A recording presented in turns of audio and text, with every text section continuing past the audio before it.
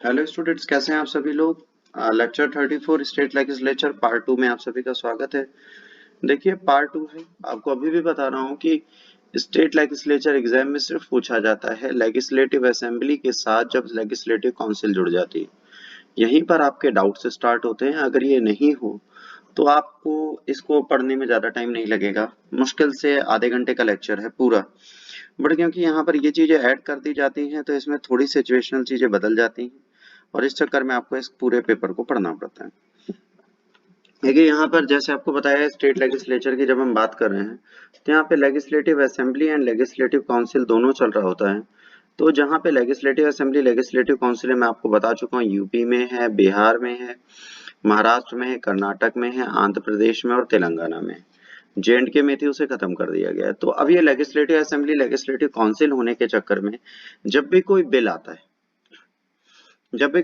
तो बिल के साथ क्या होगा, फर्स्ट रीडिंग होगी, सेकंड रीडिंग होगी, थर्ड एंड फाइनल रीडिंग के बाद इसको फिर कहाँ पहुंचा दिया जाएगा, एसेंट के लिए, कोर्ट के। अब यहाँ पर क्या है, या तो गवर्नर के एसेंट के लिए जाएगा, अगर लेजिस्लेटिव असेंबली है तो सीधे गवर्नर के पास, अगर legislative assembly plus legislative council है फिर गवर्नर है तो ये लेजिस्लेटिव असेंबली से लेजिस्लेटिव काउंसिल जाता है।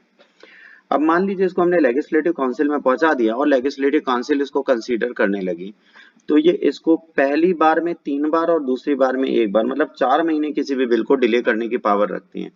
अब जाहिर सी बात है, पहली बार आया तो 4 ही पॉइंट इनके बनते हैं भाई, ये 4 ही चीजें कर सकते हैं। पहला पॉइंट ये बनता है कि या तो वो उसको पास करते, ठीक है, या दूसरा रिकमेंडेशन या अमेंडमेंट्स देके उसको फिर से सदन में भेज दें, अपने पास रख लें, चौथा रिजेक्ट कर। अब यहाँ बात ही आती है, अगर इसे रिजेक्ट करते हैं तो क्या डेडलॉक लगेगा? नहीं लगेगा। यहाँ डेडलॉक का कोई ऑप्शन ही नहीं है। जैसे लोकसभा और राज्यसभा में कुछ होता था तो डेडलॉक लगता था, ज्वाइंट सेशन होता था, स्टेट लेजिस्लेटिव में ऐसा कोई ऑप्शन ही नहीं है कि आप यहाँ पर कोई भी चीज कर सकते हो, कुछ भी आप ऐसा नहीं कर सकते। तो ये सारे बेसिक डिफरेंस आएंगे। इसके बाद फिर ये लेजिस्लेटिव असेंबली के पास वापस जाएगा, लेजिस्लेटिव असेंबली रिजेक्शन या इन सबको लेकर चाहे तो अगर इसे वो फिर से बिल पास कर देती है और इनके पास भेज देती है तो 1 महीने का टाइम होता है, इनको इसे पास करना पड़ेगा, वरना ये सीधे गवर्नर के एसेंट के लिए भेज देंगे। तो यहाँ पे लेजिस्लेटिव असेंबली की पावर लेजिस्लेटिव काउंसिल से ज्यादा है, ये चीज आपको समझनी पड़ेगी। तो आइए पहले लेजिस्लेटिव असेंबली लेजिस्लेटिव काउंसिल को समझ लेते हैं। जैसे लोकसभा है वैसे ही लेजिस्लेटिव काउंसिल है। 5 साल का इनका टर्म होता है। इस 5 साल के पीरियड के बीच में कुछ नहीं होता, बट जैसे ही पीरियड खत्म होता है ऑटोमेटिकली खत्म हो जाते हैं। गवर्नर बीच में भी असेंबली को हटा सकते हैं, बट उसके लिए उनके पास एक ऑप्शन होना चाहिए कि भाई ट्रस्ट वोट ये हार रहे और कोई अदर पार्टी उस जगह नहीं बैठ पाएगी, वरना वो नहीं हटाते। Duration of the council, Rajya Sabha की तरह लेजिस्लेटिव काउंसिल जो है उसकी भी पावर यही है कि कॉन्टिन्यू चैम्बर है, इसका रेजोल्यूशन नहीं होता है। इसके हर एक मेंबर हर 2 साल में चुने जाते हैं, एक्सपायर होते हैं, 6 साल लगातार एक मेंबर कंटिन्यू कर सकता है। 2+2+2 मैक्सिमम 6 साल तक एक मेंबर बैठ सकता है, पर हर 2 साल में फ्रेश इलेक्शन होते रहते हैं। तो जैसे थर्ड ईयर बिगन होता है, मतलब पहला साल दूसरा साल खत्म हुआ, तीसरे साल स्टार्ट होते ही इलेक्शन हो जाते हैं। रिटायरिंग मेंबर फिर से सदस्य बन सकते हैं, मतलब ऐसा नहीं कि एक बार हट गया तो दोबारा आप सदस्य नहीं बन सकते, आप फिर से सदस्य बन सकते हैं, उसमें कोई दिक्कत नहीं। क्वालिफिकेशन, भारत का नागरिक होना चाहिए, इलेक्शन कमीशन ने ऑथराइज किया होना चाहिए, कसमें खाएगा कि वो देश की रक्षा करेगा, है ना, इंटीग्रिटी सॉवरेनिटी की, कॉन्स्टिट्यूशन को मानेगा, 30 साल से ऊपर होना चाहिए लेजिस्लेटिव काउंसिल के लिए, 25 साल से ऊपर असेंबली के लिए, और जो पार्लियामेंट ने क्वालिफिकेशन दी वो मानी चाहिए। डिस्क्वालिफिकेशन, अगर वो ऑफिस ऑफ प्रॉफिट ले लेता है स्टेट या यूनियन गवर्नमेंट, तो अगर वो पागल दिखता है तो, या वो दिवालिया हो जाए तो। अदर भी ऑप्शंस दिए गए हैं, अगर वो कभी किसी करप्ट प्रैक्टिसेस में फंसा मिलता है तो, अगर वो कभी भी इम्प्रीजनमेंट 2 साल से ऊपर है तो, उसको इलेक्शन कमीशन ने एक्सपेंसेस बताने को कहा, वो नहीं बता पाया तो, अगर उतना इंटरेस्ट है कॉन्ट्रैक्ट में तो, अगर वो मैनेजिंग डायरेक्टर है किसी सरकारी कंपनी का जहां रेशियो है 25%, तो अगर वो डिसमिस किया जाता है करप्शन और डिसलॉयल्टी में तो, और अगर वो स्टेट के डिफरेंट ग्रुप्स में ब्राइबरी और डिस्प्यूट क्रिएट करने की कोशिश करता है तो उसको हटाया जा सकता है। इसमें कोई भी ऐसी चीज नहीं है कि जो आपको कंफ्यूज करे या डिस्प्यूट में लाए, ऐसा कुछ ऐसा नहीं है। अब देखिए क्या होता है, जैसे लेजिस्लेटिव असेंबली है वैसे लेजिस्लेटिव काउंसिल है। लेजिस्लेटिव असेंबली में बैठते हैं स्पीकर और यहाँ बैठते हैं चेयरमैन, फिर यहाँ पे बैठता है डिप्टी स्पीकर और यहाँ पे बैठते हैं डिप्टी चेयरमैन। इसके बाद यहाँ पे होती है पैनल ऑफ चेयरमैन, जो इन दोनों की एब्सेंस में काम करता है। यहाँ पे होता है पैनल ऑफ वाइस चेयरमैन। ध्यान रखना यहाँ पर स्पीकर को भी पैनल नहीं होता। अब यहाँ क्या होता है, असेंबली ही दोनों को चूज करती है यहाँ पर। अब जब यहाँ पे कभी स्पीकर नहीं है, दोनों तो पैनल में 1 से 10-12 लोग बैठा दिए गए, मान लीजिए 1 से 10 लोग हैं, तो उनमें से किसी को भी एक्टिंग बनना पड़ेगा। चेयरमैन और डिप्टी इस चेयर जो डिप्टी चेयरमैन है ये भी यहीं से चूज किए जाते हैं। इसका बेसिक रीजन क्या है, जब भी आप ध्यान से देखेंगे तो यहाँ पर क्या इश्यूज आ रहे हैं, यहाँ पे इशू आ रहे हैं कि वहां पर वाइस प्रेसिडेंट को चेयरमैन बनाया जाता है, वाइस गवर्नर की पोस्ट नहीं, तो ये भी सदन के दोनों पार्ट होते हैं, तो दोनों सदन से बनते हैं। यहाँ पे पैनल ऑफ वाइस चेयरमैन इन दोनों के एब्सेंस में काम करता है। यही सारी चीजें यहाँ पर दी गई है और कुछ नहीं। दोनों की पावर ऑलमोस्ट सेम है, स्पीकर की और चेयरमैन की पावर सेम है, बस मनी बिल इंट्रोडक्शन के टाइम को छोड़कर। अगर कोई मनी बिल इंट्रोड्यूस होता है तो उसमें स्पेशल पावर है स्पीकर के पास जो डिसाइड करता है।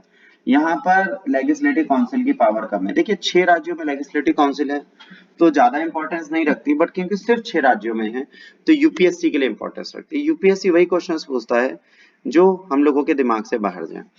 अब जब बिल आता है तो बिल आने से इंपॉर्टेंट चीज क्या है, बिल तब आएगा ना जब सेशन चल रहा होगा।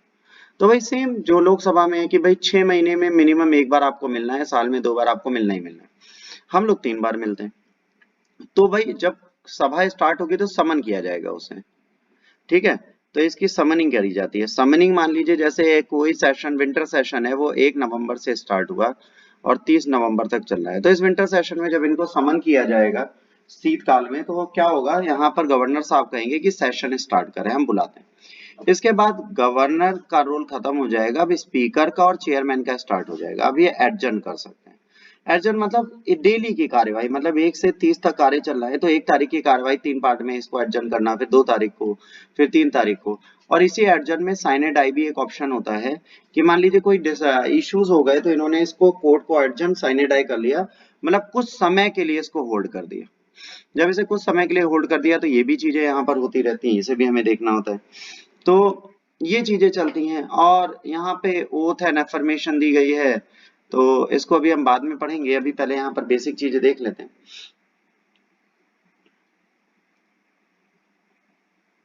साइनेड आई कर दिया गया, इसके बाद कोर्ट समन किया गया, उसके सारे काम चल रहे थे। साइनेड आई का मतलब होता है अनिश्चित काल के लिए, मतलब ये आधे घंटे के लिए भी हो सकता है, 30 मिनट के लिए भी हो सकता है, 3 दिन के लिए भी हो सकता है, 1 हफ्ते के लिए भी हो सकता है। इसके बाद जब इनकी सारी मीटिंग खत्म हो जाती है तो प्रोगेशन होता है। प्रोगेशन मतलब होता है प्रिसाइडिंग ऑफिसर जो होंगे वो क्या करेंगे, साइनेड आई करेंगे, मतलब अल्पकाल, अनिश्चित काल के लिए सभा को खत्म कर देंगे। मान लीजिए 1 नवंबर से 30 नवंबर तक हमको बैठना था, 30 नवंबर को सेशन खत्म हो गया, तो स्पीकर के पास तो ये पावर है नहीं कि प्रोगेशन कर दे, तो ये क्या करता है, ये अनऑफिशियली साइनेड आई कर देता है, मतलब अनिश्चित काल के लिए सभा बंद कर दी जाती है। इसके बाद प्रॉपर्ली प्रोगेशन करके, प्रोगेशन मतलब गवर्नर साहब कहते हैं कि इसका समापन हो गया, मतलब ये जो पूरा सेशन है उसका समापन हो गया, अब ये सेशन नहीं होगा, अगले सेशन में बात करेंगे। अब बात आती है जब भी कोई सेशन चल रहा है और कोई सेशन समाप्त किया जाता है तो इसमें क्या होता है, ठीक है। अब यहाँ पर बात आ जाएगी बिल्स की, तो बिल्स की बात पढ़ने से पहले और इसके बीच में एक और चीज आती है रेजोल्यूशन, अब इसके बारे में हम देख लेंगे। प्रोगेशन तक आपको याद रखना है, मतलब क्या हो गया, समन और प्रोगेशन गवर्नर का काम है, adjourn and signed I adjourn ये स्पीकर या चेयरमैन का काम है। ओथ एंड अफर्मेशन भाई जो भी कॉन्स्टिट्यूशन में है वो अपनी कसमें वादे खाता है ना, कॉन्स्टिट्यूशन इंडिया को मानेगा, सॉवरेनिटी इंटीग्रिटी कंट्री की देखेगा, अपनी ड्यूटी डिस्चार्ज करेगा।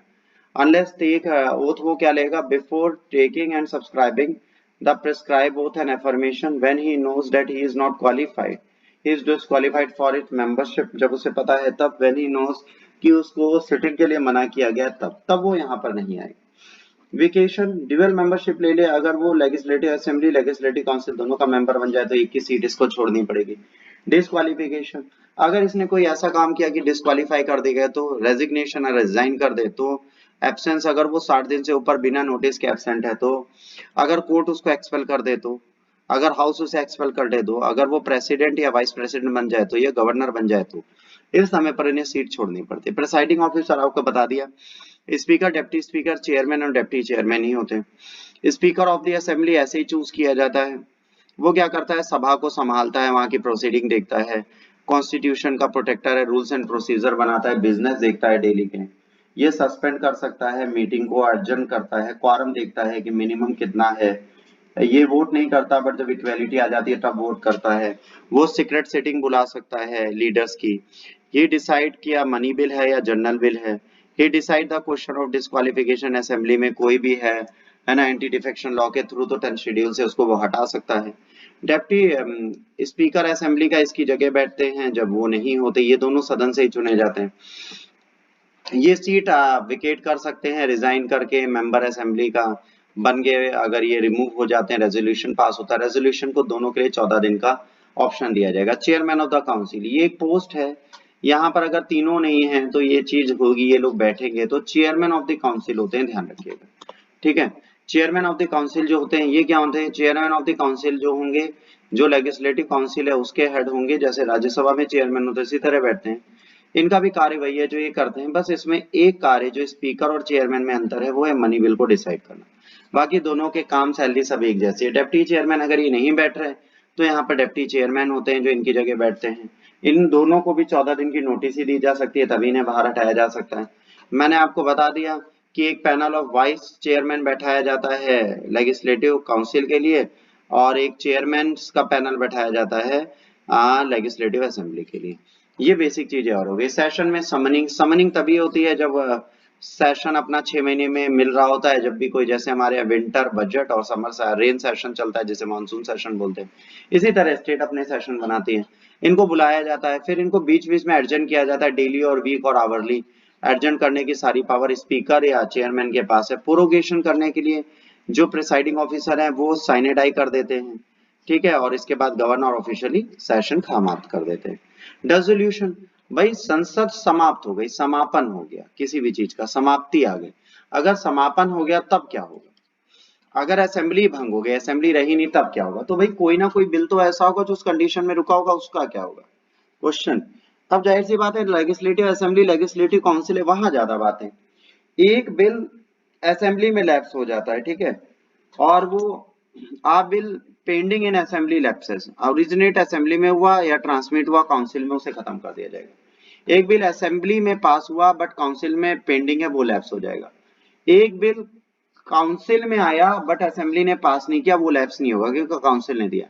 आ bill pass by the assembly, unicameral है बाइकैमरल कोई भी हो, यहाँ से चीजें हमारी बदल जाती है ना, कोई भी हो, किसी ने भी पास किया है ना, दोनों हाउसेज ने पास कर दिया, गवर्नर के एसेंट के लिए चला गया और गवर्नर साहब ने उसका भी एसेंट ना दिया, नहीं लैप्स होगा। एक बिल दोनों ने पास किया हो, यूनिकैमरल बाइकैमरल कहीं से भी, पर प्रेसिडेंट के पास गया हो, प्रेसिडेंट ने उसे वापस कर दिया हो कंसीडरेशन के लिए दोनों हाउसेज में, तब भी वो लैप्स नहीं होगा, ठीक है। अब देखिए यहाँ पे बेसिक चीजें क्या चल रही है, इसको यहीं पे आप समझ लीजिए। यहाँ पे गवर्नर साहब के पास थोड़ी पावर बढ़ा दी गई है बिल को लेकर, मनी बिल हो या जनरल बिल हो दोनों के लिए, या तो गवर्नर साहब अपनी एसेंट देते हैं या उसमें कुछ अमेंडमेंट डाल के उस रिकंसीडर करने के लिए भेज देते हैं, या उसको अपने पास रख लेते, कोई एक्शन ही नहीं लेते, या उसे प्रेसिडेंट के पास भेज देते कंसीडरेशन के लिए। ये जो थर्ड फोर्थ पॉइंट है, प्रेसिडेंट के पास भेज देते कंसीडरेशन के लिए, ये बड़ा यूनिक है। अब यहाँ पर क्या है, यहाँ पर ये है कि भाई वो बिल अपने पास ना रख के उन्होंने किसके पास भेज दिया, प्रेसिडेंट साहब के पास भेज दिया। अभी बिल कहाँ चला गया, ये प्रेसिडेंट के पास चला गया। अब जब ये प्रेसिडेंट के पास चला गया तो यहाँ पर एक बहुत इंपॉर्टेंट चीज क्या आती है, भाई प्रेसिडेंट के पास गया, प्रेसिडेंट उसे रिकंसीडर कराते हैं। अब जब प्रेसिडेंट ने उसे रिकंसीडर करा दिया, उसके बाद क्या वो बिल दोबारा जब जाएगा मतलब लेजिस्लेटिव असेंबली ने उसे दोबारा पास किया और प्रेसिडेंट के पास भेज दिया, यहाँ पे प्रेसिडेंट साहब को क्या करना है, इसके बारे में कोई भी क्लियर लाइन नहीं दी गई। मतलब क्या है, जैसे लोकसभा कोई बिल भेजती है और वो उसे प्रेसिडेंट वापस भेजते हैं, कंसीडर करते हैं, तो कॉन्स्टिट्यूशन कहता है इसे पास करना पड़ेगा। बट यहाँ पर अगर लेजिस्लेटिव असेंबली ऐसा कोई काम स्टेट की करती है, प्रेसिडेंट के पास भेजती है, तो उस बिल को प्रेसिडेंट महोदय पास करेंगे कि नहीं, इसके बारे में शांत है, ये एक बड़ी प्रॉब्लम है। तो यहाँ पे गवर्नर साहब को बड़ा अच्छा कहते हैं, तो वो पास कर सकते हैं, पहला है पास कर सकते हैं, दूसरा अमेंडमेंट के साथ पास कर सकते हैं, तीसरा रिजेक्ट कर सकते हैं बिल को, चौथा कोई एक्शन नहीं ले सकते, और इसमें एक 5वां जोड़ दिया जाता है, वो सीधे प्रेसिडेंट के पास पहुंचा सकते हैं। अब ये सारी चीजें जब होती हैं तो यहाँ पर बातें आ जाती हैं कि भाई अब क्या होगा, कैसे होगा। तो ये सारी बड़ी इंपॉर्टेंट चीजें, इन सब चीजों को करना बहुत जरूरी है। तो प्रेसिडेंट के पास पावर जितनी है वो बड़ी लिमिटेड है, और गवर्नर के पास पावर में सिर्फ एक चीज बना दी गई है, बढ़ा दी गई है ना। वो पहली चीज कर सकता है, बिल को एसेंट दे सकता है, विद होल्ड कर सकता है कि अभी हम बाद में सोच के आपको बताएंगे, ठीक है। अपनी एसेंट दे सकता है, बिल को रिटर्न कर सकता है, हाउस में रिजर्व कर सकता है कंसिडरेशन के लिए प्रेसिडेंट के लिए। इन चारों में चौथा पॉइंट आपको मैंने समझा दिया।